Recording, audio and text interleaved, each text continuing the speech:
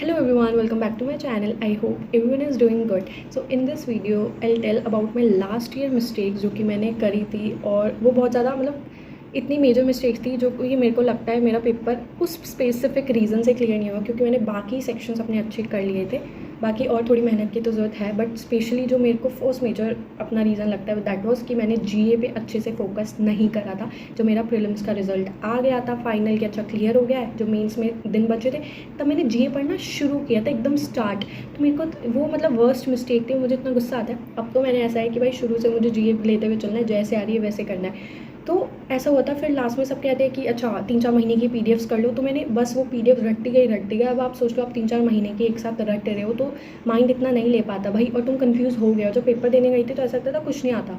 बाद के पेपर्स में फिर भी मैंने थोड़ा इंप्रूव किया था, बट जो मेरा फर्स्ट पेपर था आईबीपीएस क्लर्क मीन्स, उसमें तो मैं सिर्फ बैंकिंग अवेयरनेस पढ़ के चली गई थी। फिर मेरे आईबीपीएस क्लर्क मीन्स में जीए में मार्क्स थे 10 आए गए, तो सिर्फ 10 मार्क्स थे। और इतना ईजी पेपर था ना जीए का, पिछली बार आईबीपीएस क्लर्क मीन्स का सबसे ईजी पेपर आया था जीए का, तो आराम से उसमें 20-23 आराम से आ सकते थे, बट मैं सिर्फ 10 करके आई थी और बैंकिंग अवेयरनेस के बेसिस पे। तो मुझे लगता है वो मेरे सबसे घटिया मार्क्स है। आईबीपीएस पीओ मेंस में भी मेरे उसका तो पेपर ही बहुत हार्ड आया था जीए का, तो उसमें तो मेरी कट ऑफ क्लियर नहीं हुई थी जीए की, क्योंकि मैंने ध्यान ही नहीं दिया अपने जीए पर। क्योंकि एक साथ पीडीएफ्स रटने की गलती मैंने करी है, हमेशा माइंड धीरे धीरे ही ले पाता। तो अब मैं साथ के साथ जीए पढ़ते हुए चल रही हूँ प्रीलिम्स का। मैं बिल्कुल एक दिन भी मैं जीए नहीं छोड़ती हूँ, मैं रोज़ 1 घंटा जीए को देती हूँ। Weekly wise I am doing from Smartkeeda mock drill. मैंने अपना सोच बता रखा है, मैं वहीं से एक सोच रखो, अच्छे से उसको फॉलो करो, उसी को रिवाइज करो। चाहे आप क्विजेज अलग अलग प्लेटफॉर्म से दे सकते हो, बट जहाँ से आप पढ़ते हो वो एक ही रखो। 3-4 पीडीएफ रखोगे तो कुछ उसका फ़ायदा है नहीं, क्योंकि फिर अलग हर पीडीएफ में कुछ मटेरियल अलग अलग होता है। तो क्विजेस दोगे तो उससे हमारा सही हो जाएगा। तो स्मार्टकीड़ा मॉक ड्रिल से मैं पढ़ी हूँ, आप भी उसे फॉलो कर सकते हो। दूसरी चीज़ ये कि जैसे जैसे वीकली आता है I am following only weekly वाली PDF. Next is that never underestimate critical reasoning, क्योंकि मैंने पेपर दिया है, पिछली बार मैंने मीन्स दे रखा है आईबीपीएस पीओ मीन्स का, आईबीपीएस क्लर्क मीन्स का और एसबीआई क्लर्क मीन्स। तो मैं ये कहूँगी भाई critical reasoning please a major part, क्योंकि कभी कभार ना आईबीपीएस पीओ मेंस में मेरे साथ ऐसा होता रीजनिंग हिल ही नहीं रही थी, क्योंकि इतना हार्ड लेवल था ना रीजनिंग का। तो मेरे को ये था कि क्या पेपर है ये, बट उसमें क्रिटिकल रीजनिंग के बहुत सारे क्वेश्चन थे। तो इसका मतलब ये अगर आपके क्रिटिकल रीजनिंग वाला पार्ट अच्छा हो तो आराम से तुम 8-9 मार्क्स ले सकते हो, क्योंकि कभी कभार 8-9 क्वेश्चन वो सीधा सीआर के देते हैं। तो इसका मतलब ये अगर आपके उसके कंसेप्ट क्लियर है, और वो इतना कन्फ्यूजिंग होता है, अगर आपके कंसेप्ट क्लियर नहीं है आपको नेगेटिव मार्किंग सीधा दे के जाएगा। तो आई से क्रिटिकल रीजनिंग अपनी अच्छे खासे लेके चलो, रोज़ भी 10 क्वेश्चन कर रहे हो, तुम्हारा कंसेप्ट बहुत अच्छे से क्लियर हो जाएगा कि कैसे एजम्पशन है, क्या है क्या नहीं। तो सच में ये आपको बहुत हेल्प करेगा। तो सीआर अपनी बहुत क्लियर करके लेके चलो शुरू से। 10 क्वेश्चन 5 क्वेश्चन एकदम नॉर्मल पढ़ना ही होता है, इसमें आपको इंग्लिश मेंस में भी हेल्प करेगा।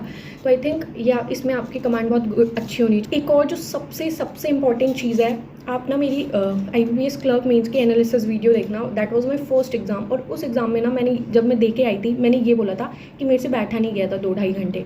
मैं लिटरली मैथ्स के पेपर में मैंने क्वेश्चन छोड़ दिए थे, मैं 13-14 जितने मेरे से हुए उतने, बिकॉज वो मैंने प्रैक्टिस ही नहीं करी थी पेपर से पहले कि मैं प्रॉपर बैठूँ और सारी सेक्शन। तो मैं क्या करती, सेक्शन मीन्स देती थी ठीक है बस, और पेपर देने चली गई थी। तो आई थिंक वो मेरी वर्स्ट मिस्टेक थी, मुझे मैं बैठी नहीं थी प्रॉपर फुल मॉक के लिए एक भी बार।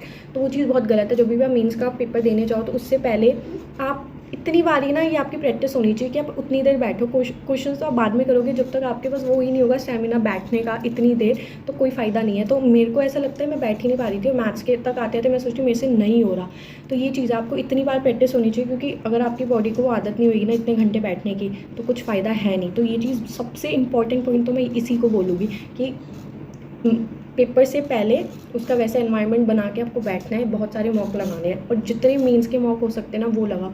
आधा खेल तो तभी वो हो जाता है ईजी। तो पिछली बार मैंने इतने नहीं लगाए थे, इस बार आई ट्राई माई बेस्ट कि मैं इतने ज़्यादा मीन्स के मॉक लगाऊँ कि बहुत अच्छे खासा मेरी प्रैक्टिस हो जाए। नेक्स्ट मिस्टेक वॉज दैट, हमेशा अगर ऐसा वैसे किसी के सबके घर में पॉसिबल नहीं है, बट ट्राई, अगर आपके घर में लैपटॉप है तो always try to give mock in laptop. अगर नहीं है तो चलो कोई बात नहीं, मजबूरी है फ़ोन में कर लो, बट अगर है तो try to give mocks in laptop, ठीक है, वो सही रहता है, थोड़ा हमें इंटरफेरेंस की दिक्कत नहीं आती। मैं तो टैबलेट में देती थी, तो सच बता रही मैंने through out the time tablet में मॉक दिया है। फिर बाद में जब मैं पेपर में देती हूँ तो ऐसे कंप्यूटर में थोड़ा अजीब लगता है, और आदत हमारे फ़ोन में होती है टैबलेट में होती है, तो थोड़ा अजीब लगता है। ये छोटा सा पॉइंट है, बट हाँ आप कंसिडर कर सकते हो, इफ़ है तो क्यों यूटिलाइज नहीं करना उस चीज़ को।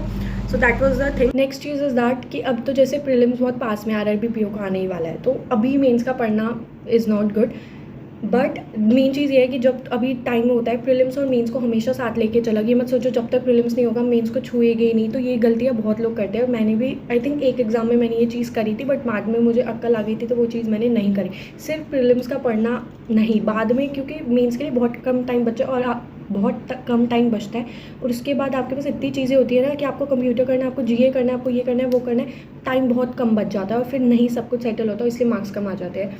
तो ये चीज़ है कि मेंस का भी साथ मतलब ऐसा लगे कि जब आप प्रीलिम्स दे के आओ या उसका रिजल्ट आए तो आपको लगे कि मेंस की भी अच्छी खासी आपकी तैयारी है। So that's it guys for this video. Bye bye, take care, thank you.